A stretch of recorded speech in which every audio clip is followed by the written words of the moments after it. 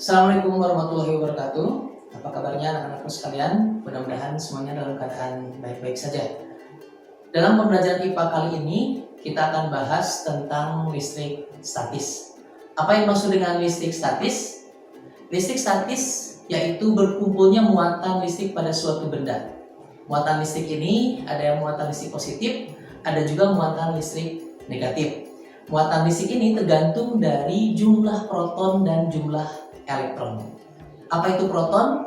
Apa itu elektron? Berarti kalian harus tahu dulu tentang apa itu atom. Atom adalah partikel terkecil dari suatu materi. Ya, atom terdiri dari dua bagian.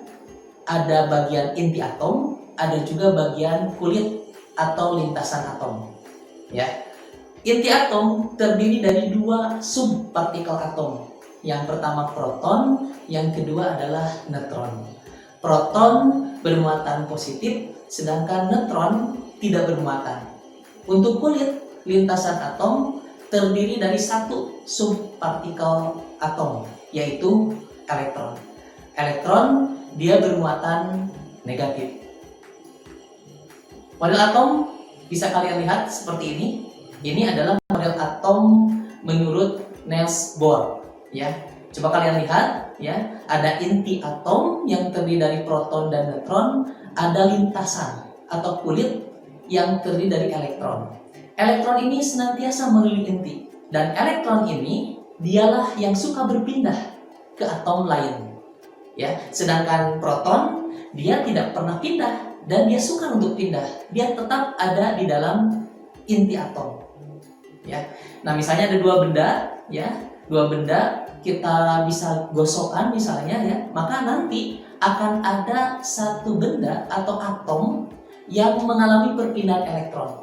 Jadi perpindahan elektron ini menyebabkan suatu atom akan bermuatan listrik. Apakah muatan listriknya positif ataukah muatan listriknya negatif? Ya. Ada tiga jenis, ya, muatan pada suatu atom, ya. Yang pertama adalah atom yang bermuatan netral. Atom bermuatan netral ini jika jumlah proton sama dengan jumlah elektron. Ya, proton positif, elektron negatif. Ketika sama, maka atom bermuatan netral. Yang kedua adalah atom yang bermuatan positif. Atom bermuatan positif yaitu jika jumlah proton lebih besar daripada jumlah elektron. Nah, ini kenapa terjadi? Karena elektronnya pindah ke atom lain sehingga kekurangan elektron atau jumlah protonnya lebih banyak sehingga atom ini bermuatan positif. Yang ketiga adalah atom yang bermuatan negatif. Atom yang bermuatan negatif ini karena jumlah elektronnya lebih banyak dibandingkan jumlah proton. Ya, kenapa elektron lebih banyak? Karena si atom ini menerima elektron dari atom lain sehingga kelebihan elektron. Ya. Baik, kita lihat contoh berikut ini. Ada dua atom, kiri dan kanan. Atom yang kiri, coba kalian lihat, jumlah protonnya ada 2, jumlah elektronnya ada 3. Ya, berarti di sini elektronnya lebih 1. Berarti atom ini kelebihan elektron. Kalau atom ini kelebihan elektron, berarti muatannya adalah negatif. Ya, yang atom sebelah kanan coba lihat, di sini jumlah protonnya ada 2. Ya, kemudian jumlah elektronnya itu ada 1. Berarti di sini atom tersebut kelebihan proton atau kekurangan elektron. Berarti dia bermuatan positif. Begitu, ya.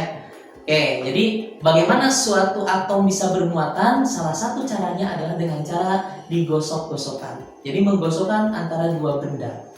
Ya, di dalam gambar ini contoh misalnya tangan, ya, ini menggosokkan sedotan. Ya, tangan menggosokkan sedotan, maka nanti ketika digosok-gosokkan nanti akan terbentuklah muatan pada tangan atau muatan juga pada sedotan yang berbahan plastik, begitu, ya. Oke, kita ambil contoh, misalnya ada penggaris plastik dengan kain flanel, ya, penggaris plastik dengan kain flanel, kedua-duanya ini adalah netral, ya, asalnya netral tidak bermuatan, kemudian penggaris plastik ini kita gosok menggunakan kain flanel. Kita gosok-gosok begitu, ya. Nah, ketika digosok-gosok, nanti dua atom ini, dua benda ini akan bermuatan. Jangan lupa ketika menggosok-gosokkan harus dalam keadaan kering. Kenapa harus dalam keadaan kering? Karena elektron lebih mudah mengalir dalam kondisi kering. Akan sulit elektron untuk mengalir dalam kondisi basah. Ya. Nah, jadi plastik ketika digosokkan dengan kain flanel, maka di sini si kain flanel elektronnya akan pindah ke plastik. Ya, akan pindah ke plastik sehingga plastik akan kelebihan elektron dan kain flanel akan kekurangan elektron. Plastik kelebihan elektron akan bermuatan negatif, sedangkan si kain dia kekurangan elektron atau kelebihan proton dia akan bermuatan positif. Ya, oke. Contoh lain, bahan-bahan yang lain bisa lihat ya di tabel berikut ini. Ya, misalnya penggaris dengan rambut. Ya, ketika kalian gosok-gosokkan rambut, elektronnya akan pindah ke penggaris sehingga rambut akan kekurangan elektron. Ya, kekurangan elektron atau kelebihan proton, si rambut akan bermuatan positif. Sedangkan si penggaris dia akan kelebihan elektron, dia akan bermuatan negatif. Begitu ya. Boleh lihat contoh yang lainnya. Itu saja mungkin dari saya. Mudah-mudahan kalian bisa memahaminya dan mudah-mudahan bermanfaat. Terima kasih atas perhatiannya. Assalamualaikum warahmatullahi wabarakatuh.